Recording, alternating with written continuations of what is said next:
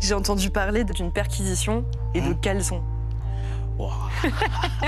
Avant, il y avait un truc dans le quartier, on va dire un individu noir africain, c'était moi, tu vois. Maintenant, c'est plus moi, les choristes. Ah, c'est vrai? Ouais, j'ai beaucoup regardé les choristes aussi.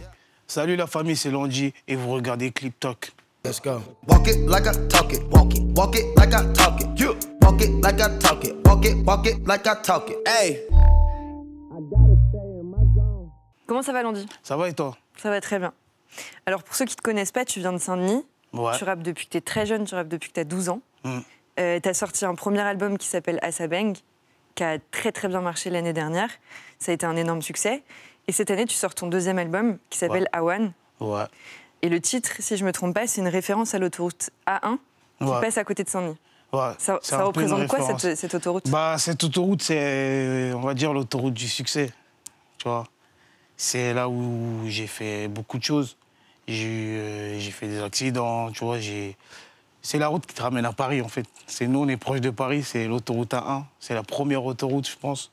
Et ouais, j'ai eu beaucoup d'événements avec cette autoroute-là. En bon ou mauvais, mais ouais. C'est pour ça que je l'ai appelé Awan, parce que ça raconte ma vie. Il y a eu beaucoup de choses qui sont passées par rapport à ça. Et tu la prends souvent pour aller à Paris? Ouais, tout le temps. Tous les jours? Tous les jours, pratiquement, tu vois. Tous les jours. Tous les jours. Après, ça dépend. Ça dépend où je vais. Mais en général, ouais, je la prends souvent. Le premier extrait de cet album, c'est déjà un succès, parce qu'il est déjà à 13 millions de vues au moment là où on parle. Ouais. On regarde Aucune limite. Bye bye, aucune limite, aucune limite. Ah, je dois faire doser Maria. Je suis dans le bank, entouré de bédo, cocaïne. On encaisse 7 jours sur 7 fois que bye bye, aucune limite. Ça raconte une histoire d'amour, si je me trompe pas, un peu impossible, entre on va dire un trafiquant qui sort avec la fille d'un commissaire qui est à sa recherche. Est-ce que tu t'es inspiré d'une histoire vraie pour ça? Non, pas du tout. En fait, on était en train de composer l'instru, tout ça. Et j'avais déjà la mélodie. Je faisais que dire cocaïne, nanana. Et après, c'est venu comme ça. Après, je pensais pas faire un son spécialement d'amour. Mais après, à force d'écrire, j'ai vu que le son, il partait dans ce délire-là. Donc, j'ai poussé plus dans ce délire-là. Comment était venue cette idée de raconter cette histoire-là? Une histoire comme ça? Bah, je sais pas exactement, mais je pense que c'est un truc qui peut arriver souvent. Tu vois, on le voit dans les films ou dans des trucs comme ça. Donc, j'ai déjà vu des films, ça veut dire peut-être c'est ça qui m'a inspiré ou peut-être pas. Mais ouais. Mais justement, ça arrive souvent dans tes clips que tu racontes une histoire, même... sur l'album d'avant, il y avait des histoires aussi d'amour avec des flics, ça s'entremêlait et tout ça. Et je me suis demandé justement si toi, tu étais attiré par le cinéma. Et c'est quoi les films, par exemple, qui t'ont le plus inspiré quand tu étais plus jeune ou même maintenant récemment? Moi, c'est plus les séries. Il y a des films, mais il y a plus des séries qui m'ont inspiré. Power, Murder. Après, il y a d'autres séries, mais ça parle pas vraiment d'amour et tout. Viking, Réussir ou mourir. Ça, pour moi, c'est le meilleur film déjà. Je l'ai peut-être regardé 50 fois. Mais ouais. Après, ouais, c'est ce genre de films qui m'ont un peu inspiré. Dans Viking, tu serais qui, toi, par exemple? Dans Viking, ouais. Je serais... Comment il s'appelle, là? Le roi, là. Ragnar Lodbrok? Ragnar. Je serais Ragnar, moi. Ragnar. Parce que son fils, après, tu sais, le fils, là, il devient encore pire que lui. Ouais, bah oui. Après, il y a le désossé aussi. Le désossé, mais... J'aime bien le désossé, mais... Ouais. Je préfère Ragnar. Et quand t'étais plus jeune, est-ce qu'il y a un film ou un livre ou une série que t'as vraiment beaucoup aimé? Les choristes. Ah, c'est vrai? Ouais, j'ai beaucoup regardé les choristes aussi. Quand j'étais jeune, j'aimais bien. Tu chantais les chansons? Ouais. Voir sur ton chemin. Je connais. À l'école, on a regardé le film. Après, c'est là que j'ai accroché. Je l'avais acheté en DVD et tout. Donc, ouais, j'ai bien aimé. Ah ouais. En tout cas, quand tu étais ado, il y a un morceau que tu écoutais beaucoup. C'est Bon Moment de Sniper et l'Escadrille. Pour les plus jeunes qui nous regardent et qui ne connaissent pas forcément, on écoute un extrait. Laisse-moi, ça me fait kiffer. Je suis dans mon élément, ma ghetto réalité. C'est tellement chaud, sans moi te l'expliquer. Ici, les vibes sont trop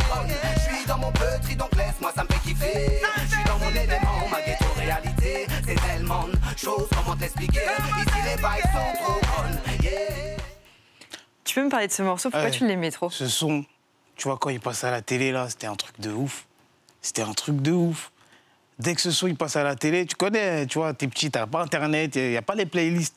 Ça veut dire, des fois, t'attends à la télé que ce son, il passe. Ce son, c'était un truc de ouf. Franchement, je sais pas ce qu'il me faisait, mais ce son, même aujourd'hui, je l'écoute encore, tu vois. C'est un putain de son pour moi, c'est ma jeunesse. Quand j'écoute ce son, ça me fait rappeler ma jeunesse et tout. Regarder le clip, quand on regardait le clip avec mes frères et tout. Mais franchement, c'est un de mes coups de cœur préférés. Dans ta jeunesse, il y a des bons moments, Ouais. mais il y a aussi beaucoup de galères. Toi, tu as Ouais. commencé plusieurs trafics très jeune, si je me trompe pas, vers tes 12 ans. Ouais, 12 ans. Ouais. 12 ans, ouais. Dans ça, Et du coup, à cause de ça, tu es allé en prison pour mineurs et en foyer. ouais. Et c'est à ce moment-là que tu as commencé un peu à découvrir le rap, à commencer toi à rapper. Ouais. Et dans le premier morceau de ton album, là, tu dis « La musique, ça rend mignon Hmm. ». Est-ce que toi, le fait de commencer le rap, ça t'a calmé ou ça t'a aidé? Ouais, ça m'a astagi, je crois, je pense. Parce que je pense que j'ai changé. Avant, je n'étais pas comme je suis aujourd'hui. Parce qu'il y a le regard des gens et tout, tu vois, c'est différent. Par exemple, des fois, quand je roule en voiture, tu vois, les gens, ils me regardent. Moi aussi, je ne peux pas me permettre de les regarder en les fixant et tout. C'est-à-dire, je tourne ma tête, tu vois. Mais ce sera avant, il n'y aurait pas de musique, on serait regardé jusqu'à... Tu vois, t'as capté. Mais ouais, il y a des trucs que je fais plus. Je suis plus sage, on va dire. Je suis devenu plus sage qu'avant. Après, c'est la musique, tu vois. Tu vas pas te permettre de faire d'autres choses que voilà, ça va casser tes projets. Donc voilà, je suis dans un truc là, autant ça marche bien, c'est tranquille. Je dors sur mes deux oreilles, donc autant le faire le bien. Et c'est quoi la différence entre la prison pour mineurs et le foyer? Parce que si tu étais dans un foyer En fait, pour le délinquants, foyer, c'est à peu près la même chose, non? Il y a plusieurs foyers. Il y a le foyer PJJ, il y a le foyer pour les enfants qui ont des problèmes avec leurs parents. Il y a le CER, CEF. Moi, j'ai fait foyer normal, foyer PJJ. C'est un foyer où ils t'encadrent. Tu vois, quand tu fais un peu de bêtises et tout, tu vas en garde à vue, ils te mettent là-bas. Il y a d'autres jeunes et tout, faites des activités, tu vas à l'école, tu dors tôt. Si tu continues tes bêtises, tu pars en CER ou en CEF, c'est centre fermé. C'est un centre fermé, tu es là-bas pendant 6 mois. T'as pas de téléphone, t'as rien. Après, si tu continues, tu vas en prison. Mais ouais, je suis passé par tout ce chemin-là. Et t'es passé par ce chemin-là très très jeune. Ouais. Qu'est-ce qui se passait dans ta vie et dans ta tête à ce moment-là? Est-ce que ça t'a fait grandir plus vite? Est-ce que tu as eu par exemple des rencontres d'éducateurs qui t'ont appris des choses? Bah ouais, ceux qui m'ont amené à faire du rap et tout, qui m'ont ramené en studio et tout. Il y en a, je suis même encore en contact avec eux aujourd'hui. Ils me suivent, ils viennent à mes concerts, on s'appelle. Des fois, je passe au foyer. Donc voilà. Ouais, c'est ces gens-là qui m'ont plus aidé. Hein. Est-ce que tu peux me dire un bon côté du foyer et un mauvais côté du foyer? Franchement, il y a les jeunes, ils vont dire j'aime pas le foyer et tout ça, mais moi, le foyer... Il y avait un foyer, franchement, j'aimais bien. Genre, j'aimais bien être là-bas. C'était à Pontoise, foyer de Pontoise. C'était une grande maison, tu vois. Il y a des foyers, c'est petit, là, c'était une grande maison, tu vois. Et ce qui était bien, il y avait on était beaucoup de jeunes, il y avait beaucoup de jeunes de Seine-Denis. On faisait des activités ensemble et tout. Et ouais, j'ai bien aimé, il y avait un piano. C'est là-bas, j'ai commencé à faire du piano et tout. Le son m'évadait. J'ai fait un son m'évadait, la rythmique de ce son, je l'avais fait là-bas au foyer. Et ouais, là-bas, j'ai vraiment aimé.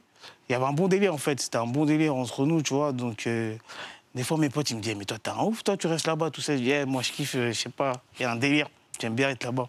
En parlant de problèmes avec la justice, ouais. Il y a un truc, Landy, il faut absolument que tu nous en parles. Ouais.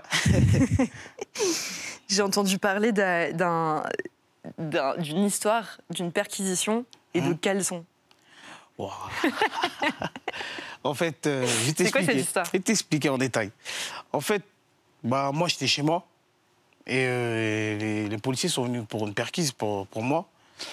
En fait, j'avais un chien, moi. Et moi, j'avais un staff chez moi. Et en fait, les staffs, tu vois, dès que tu viens devant la porte, ils aboient. Avant même que tu sonnes, ils aboient. Tu vois, les chiens, ils ressentent un truc. Ça veut dire que moi, je dormais, j'entends le chien, il aboie. Et moi, je savais que si le chien, il aboie, c'est qu'il y a quelqu'un devant la porte. Je regarde l'heure, 6 heures. Je calcule pas. Ma mère n'a pas ouvert la porte. Dès que ma mère n'a pas ouvert la porte, je vois des lampes torches et tout. Ça veut dire, moi, je fais quoi? Moi, en fait, j'habite au 3e. J'habite au 3e, j'ai pas le choix. Je passe par la fenêtre. J'ai pas sauté directement. J'ai grimpé, j'ai descendu, petit à petit, je descends. Et il y avait un policier en bas. Il me dit, j'entends les appels radio, oh, l'individu s'échappe. C'est-à-dire là, je saute d'un coup. Je saute d'un coup, il me dit, non, fais pas ça, tout ça. Je saute d'un coup. Je suis en caleçon. Du 3e étage, non? On va dire du 2e. Ouais, du 2e. Mais avec l'adrénaline, tu sens rien, tu vois. Je saute du 2e, boum. J'arrive face à lui. Il me dit, arrête-toi. Moi, je passe à gauche. Je cours dans la cité, je cours. On est d'accord, tout ça en caleçon? Tout ça en caleçon. Tout ça en caleçon. Je cours.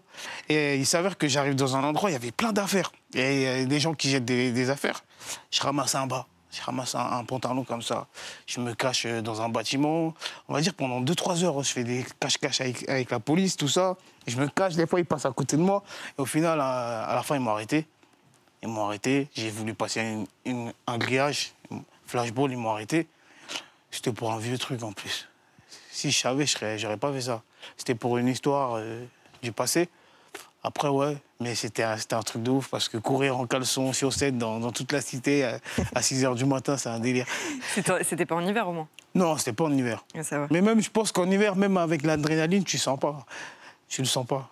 Pour revenir à ton album, on peut regarder la pochette de Awan, que je trouve super belle. Est-ce que tu peux m'expliquer comment tu l'as travaillée et qu'est-ce qu'elle raconte, la pochette? La pochette, elle raconte déjà ma vie.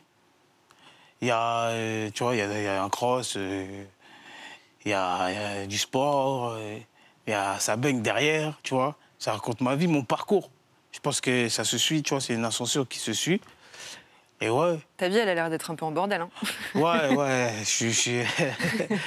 elle est speed, c'est une vie speed, fast life. Mais ouais, je pense que c'est un bon délire. C'est un bon... Ça me ressemble le plus. Qui est-ce qui l'a réalisé? Correa. Correa qui est un photographe. Ouais, il est super fort, Correa. Ok. Et les lasers, là, c'est censé être qui les pointe? La police. La police, ouais. Simplement. La police, elle te suit encore ou pas? La police, ça dépend. En fait, il y a des policiers... Genre, ils sont fiers de moi, mais ils m'ont connu en tant que délinquant, fouteur de merde, voleur, dealer. C'est-à-dire qu'ils me voient, maintenant je fais de la musique. Tu vois, ils me disent c'est bien, tu vois. Mais il y en a, ils m'aiment pas. Il y en a, ils m'aiment pas du début à la fin, je sais pas. Tu vois, c'est comme ça. Ils vont toujours trouver la petite bête, mais voilà, c'est pour ça que j'ai mis les lasers pour... Mais en tout cas, ta relation avec certains policiers, elle a changé quoi depuis? C'est pas qu'elle a changé. Je vais pas dire on va pas se parler. Hein. Ah non, on va pas se parler, mais elle a pas changé. Mais en gros, voilà, c'est plus comme avant. Ils savent que, genre, demain, il y a un... Parce que moi, avant, il y avait un truc dans le quartier, on va dire un individu noir africain, c'était moi, tu vois. Maintenant, c'est plus moi. Tu vois, ils savent que non, c'est pas lui. Tu vois, pour certains. Après, pour d'autres, il y en a qui pensent que je suis encore dans le deal. Mais bon... On va les laisser imaginer. Hein.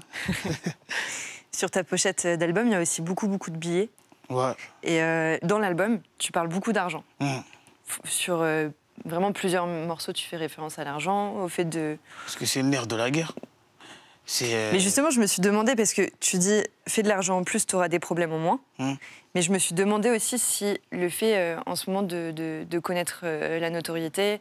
du coup d'avoir fait beaucoup d'argent aussi. Ouais. Est-ce que ça t'a apporté des problèmes en plus que toi tu soupçonnais pas ou pas du tout? Non, pas du tout, parce que avant la musique, j'ai fait du bif, tu vois.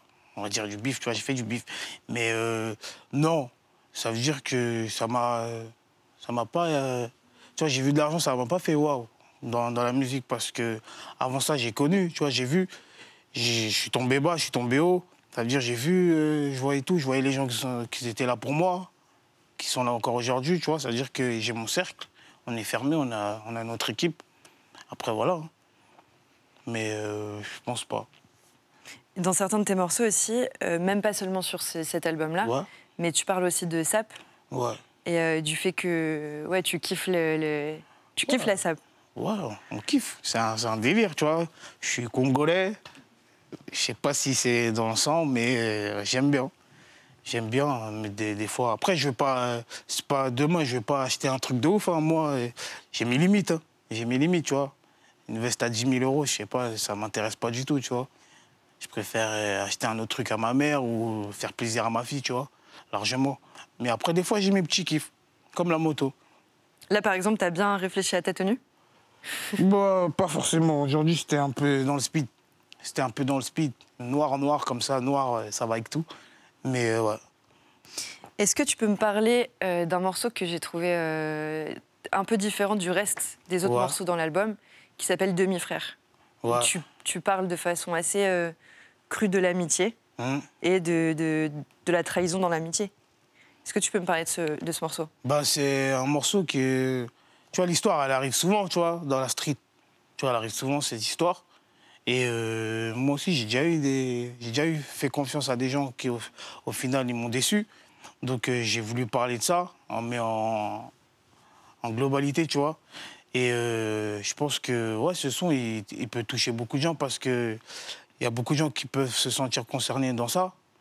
Parce que ouais, dans la street, il y a beaucoup de jalousie, des gens qui t'envient, tu vois, des gens qui aiment... tu fais des trucs avec eux, mais au final, eux, ils aimeraient bien faire ça tout seuls. Donc, c'est pour ça que j'ai voulu faire ce son-là. Et donc, en fait, c'est possible d'aimer énormément quelqu'un, parce que l'amitié, c'est aussi de l'amour. Et du jour au lendemain, de le détester comme si c'était la personne que tu détestes le plus. C'est sûr, surtout pour de l'argent. Surtout pour de l'argent. L'argent, demain, tu peux être mon frère, mais quand ça parle d'argent, c'est un autre problème. Finalement, c'est les proches qui peuvent faire le plus facilement souffrir. Les proches, ouais. Et il n'y a pas que les proches, tu vois. Il y a les proches, il y a tes amis, c'est pour ça que... Les amis, il ne faut pas en avoir beaucoup, je trouve. Il faut avoir des connaissances, ouais, c'est bien, mais des vrais amis, tu n'en as pas beaucoup. Tu n'en as pas beaucoup dans la vie. Il y a un autre morceau que j'ai adoré aussi sur ton album, ça c'est Médusa. Ouais. Et à la fin, il y a ta fille, parce que tu as une fille, il y a ta fille qui chante avec toi. Comment ça s'est passé? C'est toi qui as voulu la mettre sur ton album ou c'est elle qui voulait? Le son Médusa, en fait, j'avais fait à l'ancienne. Tu vois, moi, je suis quelqu'un, je vais faire un son avec un thème. S'il ne marche pas, je vais le retravailler, je vais le refaire différent. Comme le son Mytho. Le son Mytho, c'est un son de 4 ans, tu vois. Mais je l'avais fait plusieurs fois. Et au final, je suis arrivé au vrai Mytho, le son. Et ben, Médusa, c'est... En fait, j'étais avec ma fille dans la voiture. J'ai mis une instru. Je commence à chanter le refrain, à Médusa, tout ça. Et je vois que ma fille, elle chante avec moi, tout ça. On a fait une vidéo Instagram. J'ai vu que ça a marché. On a commencé à... J'ai enregistré le son. J'ai dit, vas-y, pourquoi pas mettre sa voix dessus, tu vois. Et ouais, j'ai vu qu'elle a bien aimé, elle kiffe. Moi, tant qu'elle kiffe, je suis heureux. Donc... Voilà, si ça lui fait plaisir, moi, ça me fait plaisir. Elle était contente en studio. Ouais, elle voulait prendre ma place, ça y est. Elle a quel âge, ta fille? 5 ans. Toi, tu l'as eu assez tôt, tu l'as eu vers 17-18 ans, ta fille? Ouais, 19, je crois. Ouais. 19? Ouais. Ok. Est-ce qu'au début, ça t'a fait peur de te dire que tu avais une fille Non, ça m'a boosté. Ça m'a boosté, ça m'a donné envie de réussir dans ma vie, la rendre fière de moi. Et... lui donner tout ce que j'ai pas pu avoir. Donc ça m'a boosté de ouf. En tout cas, tu as l'air d'être très très proche de ta fille. Ouais, de ouf. Et je suis allée voir sur ton TikTok et tu fais plein de vidéos avec elle souvent. Qui sont adorables. On regarde un extrait. Dis que j'ai plus le temps pour elle, je suis tout le temps avec les potos. Laisse le quartier, bébé, ça peut te rendre loco. La bague au doigt, s'en fout du Darnell, ça que coco. Ah, je dois faire de l'oseille, Maria. Quand elle me regardait, j'aimais faire le gros voyou. J'avais trop de fierté pour lui dire I love you. But he gon' get that, send shots, make him get back. All that chit chat, riff rap, my niggas ain't into that. Look, I just flipped the switch, flip. I don't know nobody else that's doing this. Celui-là, il est trop bien. Le dernier, il est vraiment trop bien. C'était un délire de ouf. J'ai vu que tout le monde fait ça. J'ai dit, pourquoi pas lancer le truc avec la petite. Toi, t'es sur TikTok, ta fille aussi, apparemment, du coup, sur ton compte. Avec moi, ouais. Et j'ai vu qu'un des morceaux de l'album, ça avait fait un challenge qui s'appelle le Filon Challenge. Ouais. On regarde le clip et ensuite on regarde ce que ça donne en challenge. Je suis dans un bête de filon. Inspecteur connaît pas la mélo. Je vais croquer la mif comme Fillon. Je pense que tu vas pas dormir jusqu'à l'aube. Je suis dans un bête de filon. Inspecteur connaît pas la mélo. Je vais croquer la mif comme Fillon. Je pense que tu vas pas dormir jusqu'à l'aube. La musique, c'est le meilleur filon que t'aies jamais eu? Ouais. C'est un rêve, là. C'est un rêve qui se réalise pour moi. Et je m'attendais pas à tout ça, tu vois. Mais aujourd'hui, je suis là. J'ai dit que c'est mon travail qui a fait que je suis là aujourd'hui. Donc on va continuer, hein. On va continuer à rêver, kiffer. Et c'est essentiel hein, pour l'instant. Rien d'autre. Il y a un autre, à part la musique, t'as une autre passion, c'est la moto, Bike life. la cross. Comment ça t'est venu cette Bike passion life, pour la cité, cross? tu connais, quand t'es dans la cité, les grands ils font du cross. Ça m'a inspiré, tu vois.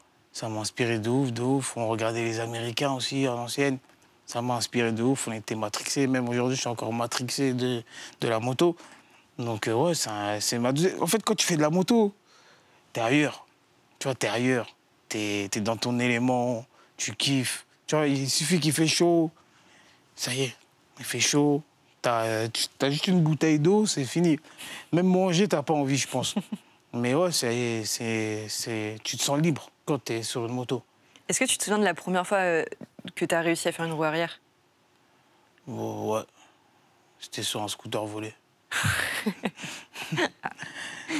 Ça t'avait fait quoi? Bah, j'étais content. J'ai réussi, je montrais à mes potes, regarde, nanana.